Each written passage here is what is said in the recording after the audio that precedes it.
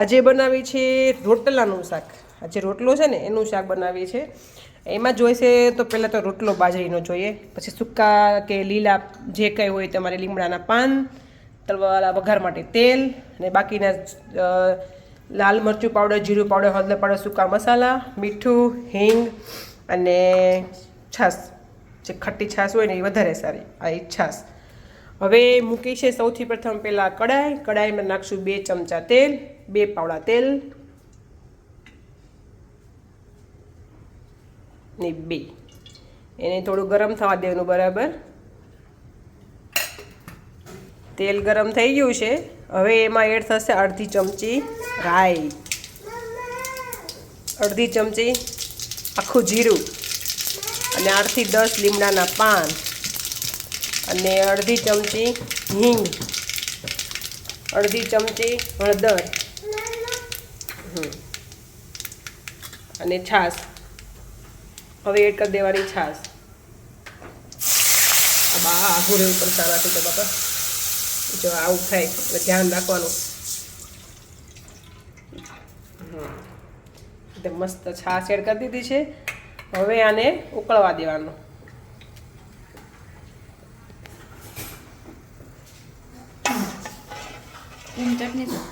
છાશ બરાબર ઉકળે છે ત્યાં સુધીમાં આપણે થોડા સૂકા મસાલા નાખીએ. એની અંદર લાલ મરચું પાવડર 1 ચમચી,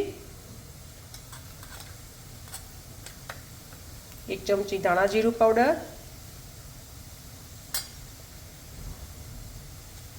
સ્વાદ મુજબ મીઠું,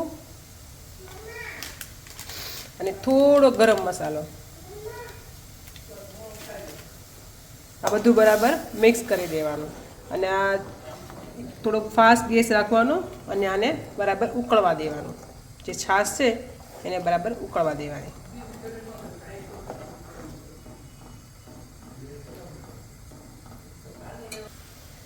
છાશ છે ને આ રીતે જો એકદમ ઉફળા માટે થઈ જાય ને, પછી એમાં એડ કરી દેવાનું છે આ રોટલાનું જે આપણે ચૂરણ કર્યું હતું ને એ રોટલાનો ભૂકો એડ કરી દેવાનો છે. કોઈ આખા પણ રાખે, પણ આ અમારો રોટલો સાંજનો છે. જો અત્યારનો તાજો હોય ને તો તમે આખો રાખો ને તો વાંધો ન આવે, એમાં ઢીલો થઈ જાય એકદમ.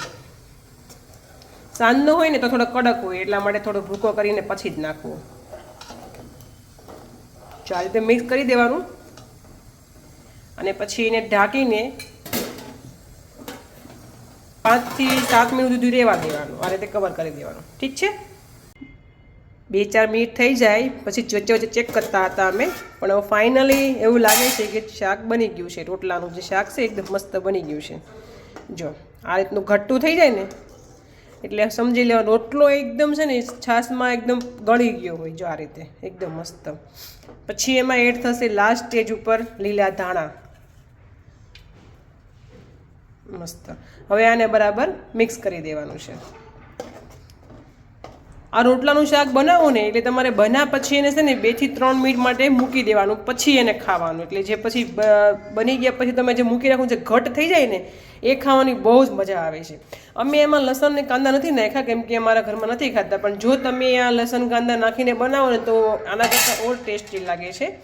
તો આ છે આપણું રોટલાનું શાક તૈયાર. છાશવાળું રોટલાનું શાક તૈયાર. વઘારેલો રોટલો કયો કે જે કયો તે તૈયાર છે. હવે આને તમે 2 થી 3 મિનિટ માટે મૂકી દો, અને પછી એને ખાઈ શકો છો. એકદમ ઘટ્ટ બની જશે.